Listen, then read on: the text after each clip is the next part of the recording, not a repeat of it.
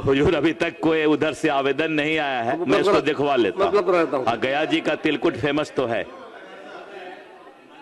को समझना चाहिए, जो आसन आवेदन नहीं देता है, निर्देश देता है। निर्देश को स्वीकार करता हूँ।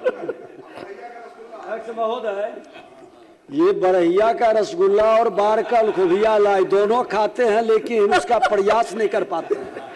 आज तक हुजूर आपके सामने आप बोल ही देते हैं, आज तक विजय बाबू माननीय उप मुख्यमंत्री महोदय वो रसगुल्ला हमको नहीं खिलाए हैं। में मनेर का लड्डू प्रसिद्ध है, क्या मंत्री जी उसको भी करना चाहेंगे? ग्रहण कर लिया। श्री श्याम रजक। आदरणीय अध्यक्ष महोदय, मेरा क्वेश्चन था बाढ़ के खोबी लाय का जीआई टैग दिलाने का। तो जो आंसर मिला है तो वो मुझसे मैं संतुष्ट नहीं हूँ। उसमें दिया गया है कि 19/5/2025 से ज्योग्राफिकल इंडिकेशन रजिस्ट्री चेन्नई को आवेदन दिया गया, डॉक्टर साहब, जो कि अप्राप्त प्रक्रियाधीन बताया जा रहा है। तो मैं आदरणीय उद्योग मंत्री जी से पूछना चाहता हूं कि ये कब तक होगा? माननीय मंत्री उद्योग विभाग। माननीय अध्यक्ष महोदय, वैसे उत्तर तो बहुत स्पष्ट है। ये उद्योग विभाग इस काम को नहीं करती है, कृषि विभाग के द्वारा। फिर भी मैंने उत्तर दिया है। कृषि विभाग के द्वारा बिहार कृषि विश्वविद्यालय सबौर भागलपुर द्वारा बाढ़ में जो लाई उत्पाद संघ को सहयोग प्रदान करते हुए पटना जिले के बाढ़ के प्रसिद्ध खोबी की लाई को जीआई टैग, हम लोग भी हुजूर बीच बीच में जब भी उधर से जाते हैं तो इस लाई को खाते हैं, और इसके जीआई टैग पंजीकरण के लिए कृषि विभाग के द्वारा बिहार कृषि विश्वविद्यालय के द्वारा 19/5/2025 को ही सरकार ने गंभीरता से ये पत्र जियोग्राफिकल इंडिकेशंस रजिस्ट्री चेन्नई को आवेदन कर दिया है। आवेदन अभी चेन्नई में लंबित है।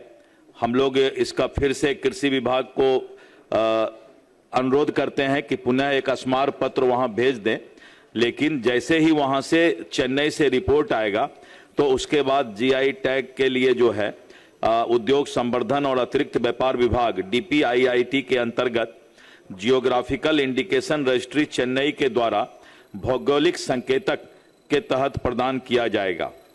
तो इसके पहले भी हम लोगों ने बिहार में जैसे शाही लीची मुजफ्फरपुर, कतरनी चावल भागलपुर बांका, जर्दालू आम भागलपुर, मगही पान मगध क्षेत्र, सिलाव खाजा नालंदा, मिथिला मखाना मिथिला क्षेत्र, मरचा चावल पश्चिम चंपारण, मधुबनी पेंटिंग मधुबनी, भागलपुर सिल्क भागलपुर, सुजनी कढ़ाई सिक्की ग्रास उत्पाद मंजूसा कला भागलपुर, इन सबको जीआई टैग पहले प्राप्त हुआ है। और मुझे लगता है कि जल्द ही ये लाई का भी जो है खोबी के लाई को जीआई टैग के लिए हम लोग पुनः अनुरोध करेंगे। अभी मामला वहां पर जो है चेन्नई में आवेदन किया जा चुका है। माननीय मंत्री जी, गया जी का तिलकुट भी अप्लाई किया गया है, दिखवा लीजिएगा। हुजूर अभी तक कोई उधर से आवेदन नहीं आया है, मैं इसको दिखवा लेता हूँ। हाँ, गया जी का तिलकुट फेमस तो है। को समझना चाहिए, जो आसन आवेदन नहीं देता है, निर्देश देता है। निर्देश को स्वीकार करता हूँ।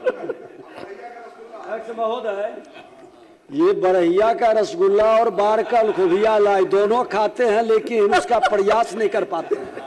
आज तक हुजूर आपके सामने आप बोल ही देते हैं, आज तक विजय बाबू माननीय उप मुख्यमंत्री महोदय वो रसगुल्ला हमको नहीं खिलाए हैं।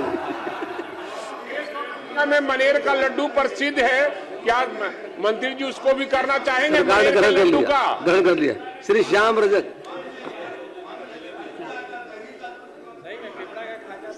पूछता हूँ सर, बिल्कुल मैं एक बार अभी तक जिनको जिनको जीआई टैग प्राप्त हुआ है उसके बाद और भी क्या सामान को जीआई टैग प्राप्त बिहार में हो सकता है, बहुत अच्छी बात है क्योंकि उससे मार्केटिंग बढ़ता है और इंटरनेशनल और मल्टीनेशनल कंपनियां भी उस सामान को खरीदती हैं क्योंकि जीआई टैग जो है उसका स्टेटस सिंबल है।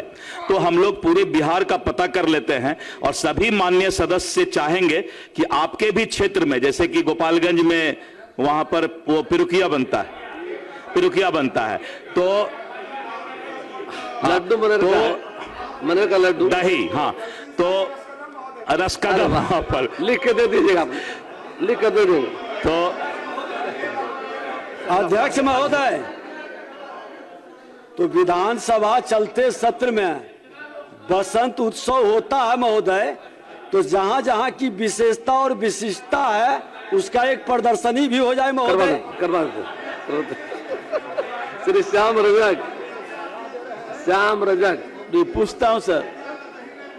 आपके राज्य की खबरें, आपके शहर की खबरें सबसे पहले जानने के लिए देखते रहें अमर उजाला। चैनल को सब्सक्राइब जरूर कर लें और पाएं हर अपडेट।